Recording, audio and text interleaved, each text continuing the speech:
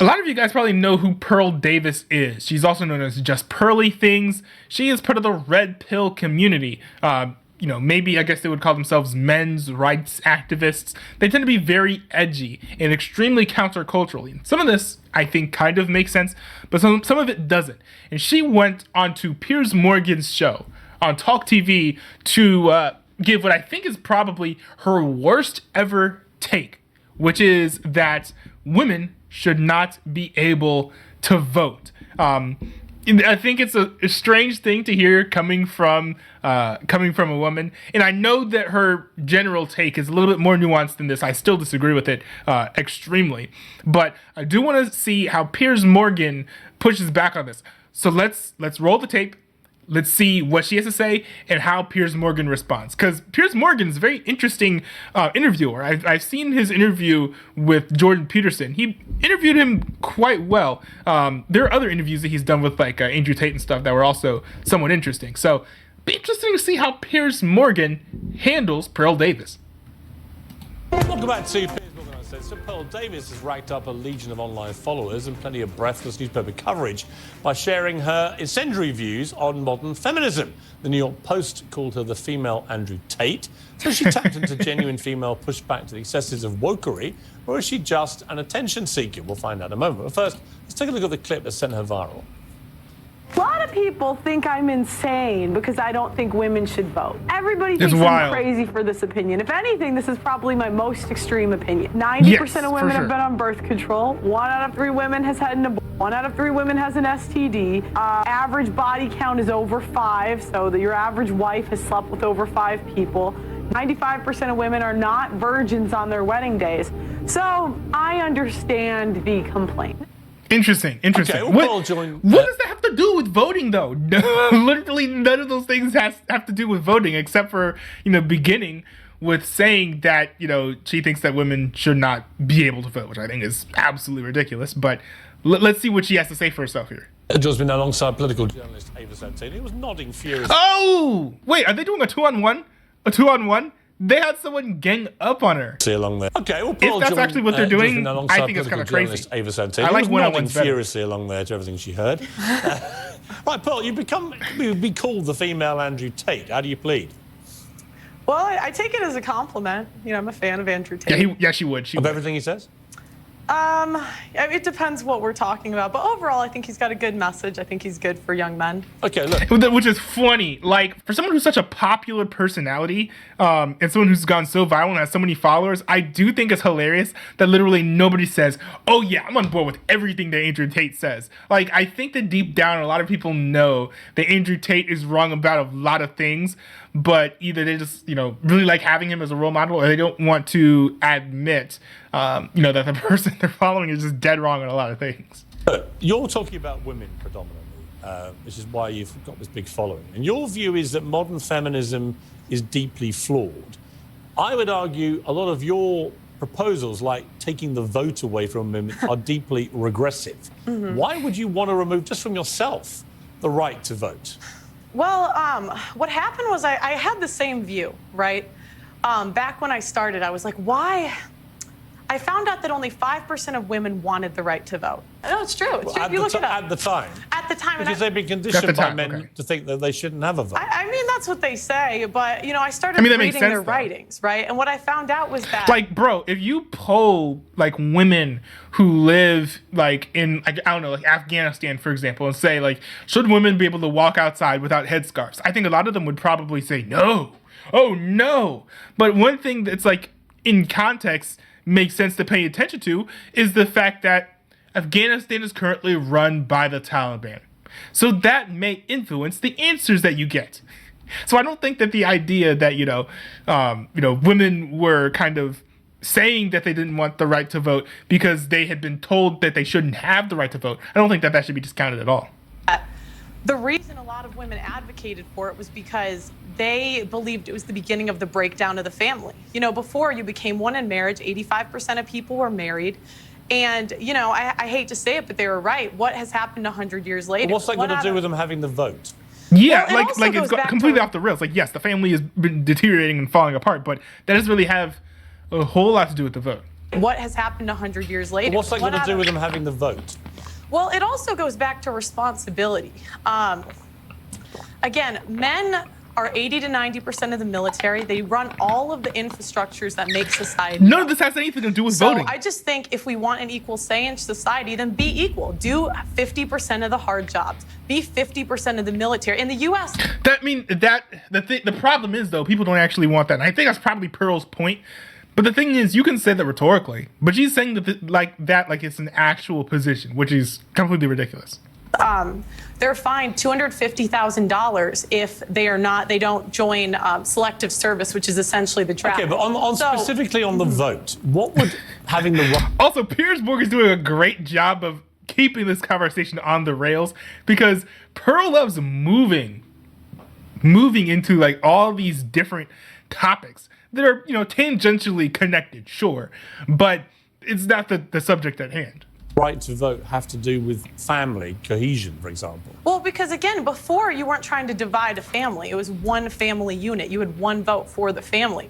I mean, I don't think it's good for a family to have two votes. Ava, your mouth seems to have dropped about. No, do you know what it's sort of like? I know. It's just sort of a bit galaxy brain. I feel like, the stats that you're putting down are perhaps correct in some universe. Which stats? But they just kind of don't really add up. I mean, just to take you back to the to the women's writings that you've allegedly read. I mean, allegedly? The time, well, what do you mean allegedly? At the time that you're talking about, women weren't really allowed to write. They weren't allowed to go to school. Yes, they were. Yes, they were. That's incorrect. The first female property owner was in the 1600s. The idea that women couldn't work and couldn't. I'm so sorry, but that was inherited the first. Wait. Has she not read the Bible? Like, first female owner of land was in like the 1600s. The first female millionaire was in the late 1800s. And was that inherited? No, it wasn't. It was self-made. Yes, it was. Self-made. Yes, it was. She never inherited that. Also, what's up with this woman? Not to distract from the bad taste of just pearly things here, but how come this journalist here, it seems like she can't believe that a woman was able to get success in the 1600s and the 1800s? Like, I understand the idea, right, of these systems were set up to oppress women so they couldn't do anything. Like, I understand that to an extent, because, if we go back through these archaic systems and infrastructures that we used to have socially in the United States, things were, pretty much rigged against, women, racial minorities, that sort of thing. But the idea that literally no one could succeed is a little bit ridiculous. Like, there were plenty of black people who succeeded while anti-black racism was still massively prevalent in the United States. So the idea that women being successful in the 1800s really is a bit odd to also hear a woman say. People have fought through oppression and adversity to succeed despite the odds being against them. And the idea that not one woman in the entire 1800s could have become a millionaire, it seems a little bit ridiculous to me. She did not inherit it. What law permitted that? What law permitted that? Well, there was no law. I mean, there's always been women that were influential in history. Let's get on to the vote. So what I don't understand is, a part of your message, I've researched you today, and hang on a minute. Okay. Your big push is that you care about men, and you don't think that men are getting enough of a say. But I care about hang women on, too. I haven't made the point yet. Because of feminism, okay? What I wonder is, when you start making calls out like repeal the 19th, women shouldn't be allowed to vote, how is that helping young men? Because these young men have women in their lives, they have mothers, they have sisters, they have teachers, and they turn around, they don't know how to act around women because you're giving them license to be misogynistic. I wouldn't call it misogynistic. I say be equal. So again, men do all of that. Well, then, okay, I'd love for the feminists. That doesn't make sense. That does not entirely make sense, and I don't think that that's entirely honest either, because let's run this back, because she's saying that she wants men and women to be equal, right? But she's saying that there should be one vote for one household, but it should be the man who makes the vote of the house. Why? What she's saying there is an egalitarian. She's making an egalitarian plea, right? She's making an egalitarian plea. She's saying that women and men should be equal.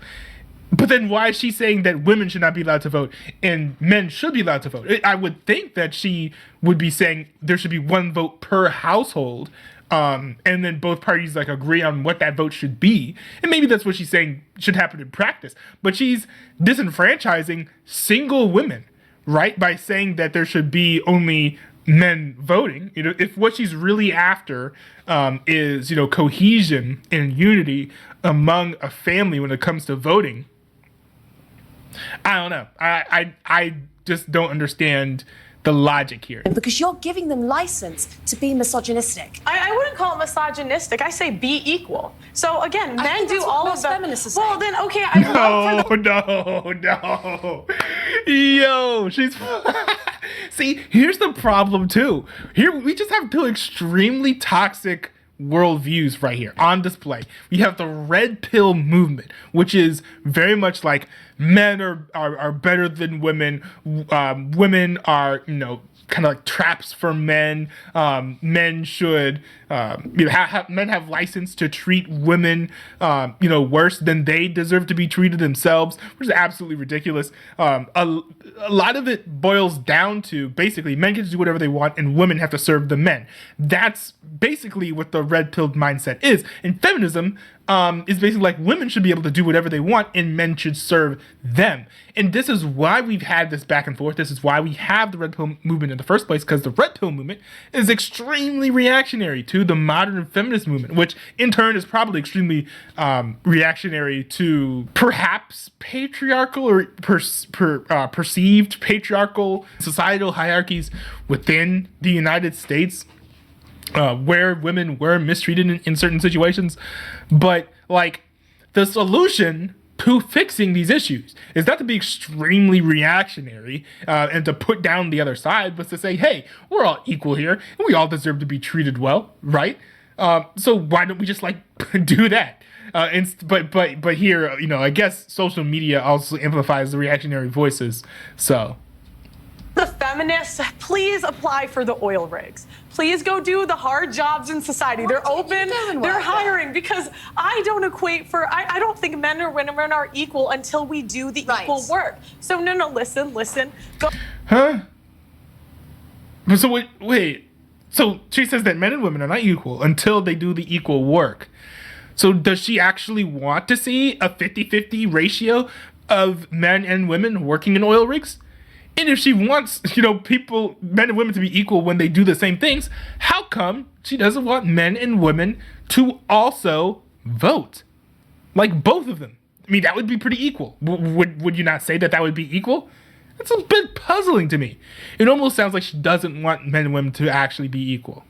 Go apply to be on the oil rigs. Go be a plumber. Go be an electrician. Go be on the front lines of the military. And then we should have equal rights. But until feminists are willing to do that, I don't believe we should have the freedom without the responsibility. Okay, well, I don't think... So it's interesting, too, because if you listen to what Pearl is saying, it doesn't really make a lot of sense.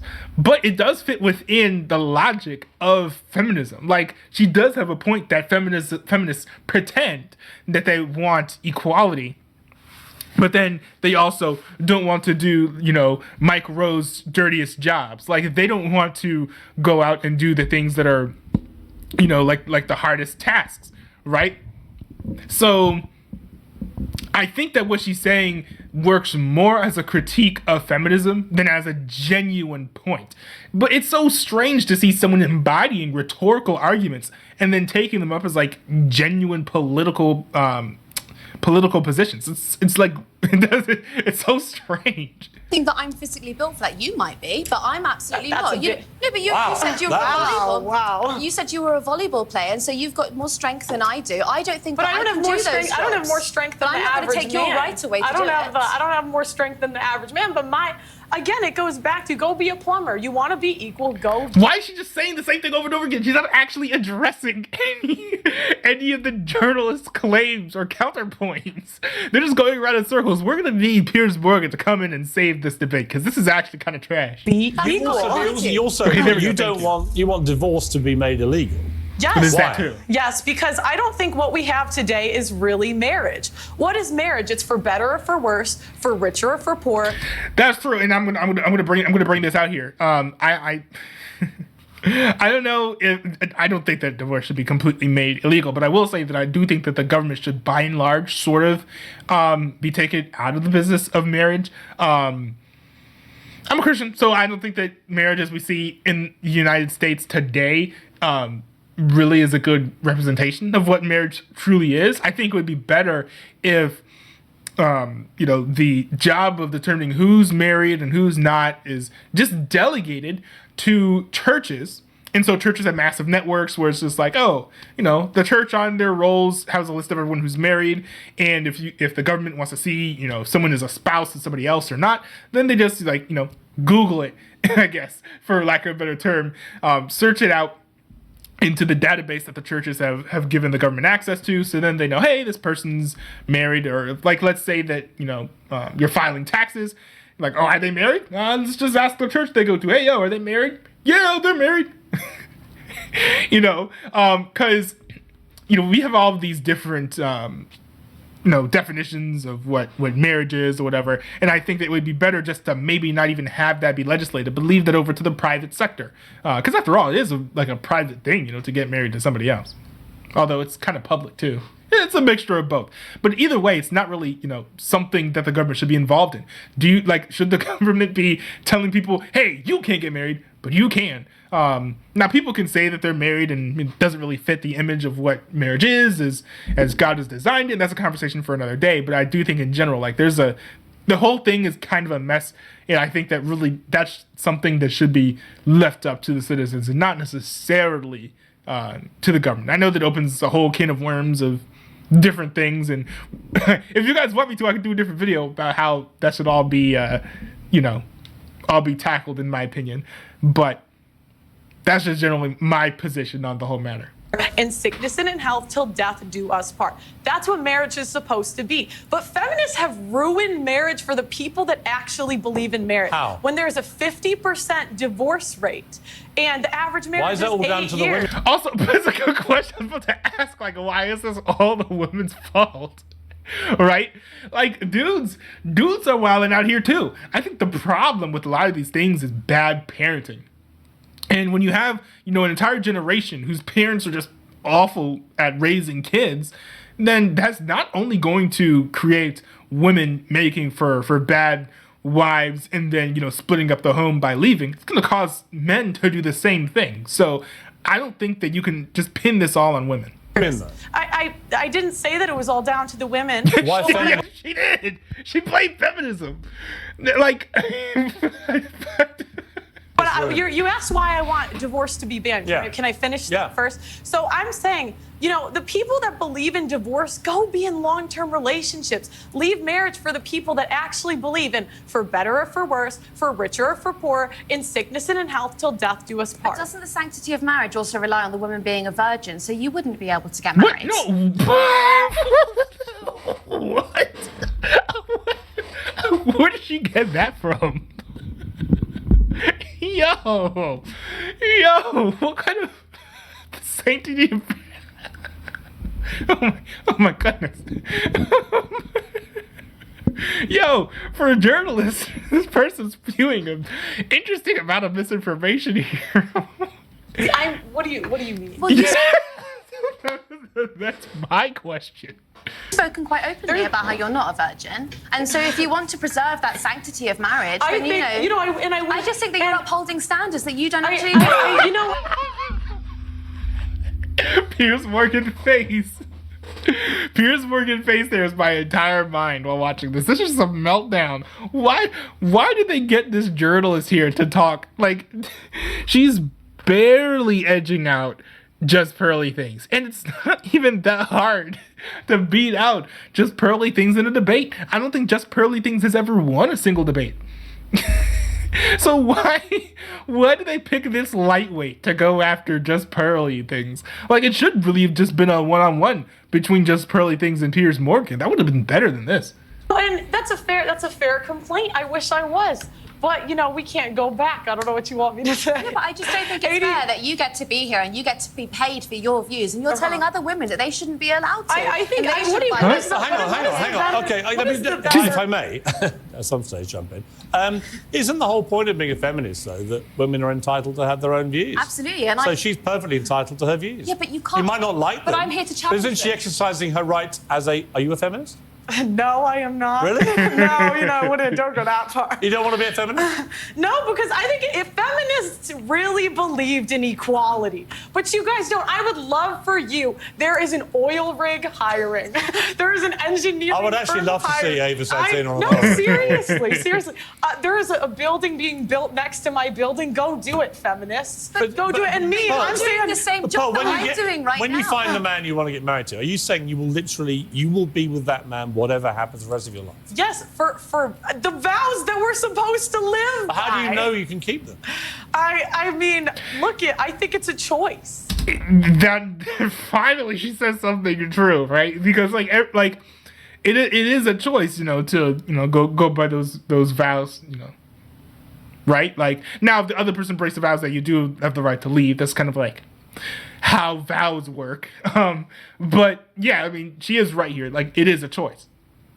And that's the thing, women are so willing to leave marriages because they're not happy. This is not about happiness. The most important thing is the children. And the problem is we have a modern society where it's me, my feelings, leave when I feel like it, instead of doing what's best for the kids. Ava, I gotta say... Also, that's an interesting take, but I would somewhat disagree, because I feel like marriage isn't always about children, and this is how you see. There used to be a massive phenomenon where parents would, they didn't really get, like a couple, like a married couple, wouldn't really get along, but, they'd stay married because they had a kid, and they'd stay married for the kids. And then the kids grow up, and they're like, you know what? This house is empty, and I'm just living with someone I hate. Let's just get divorced. And then the kids are in college, like, what? So, I think that what she's saying is, stay together for the kids. First of all, not every couple has kids.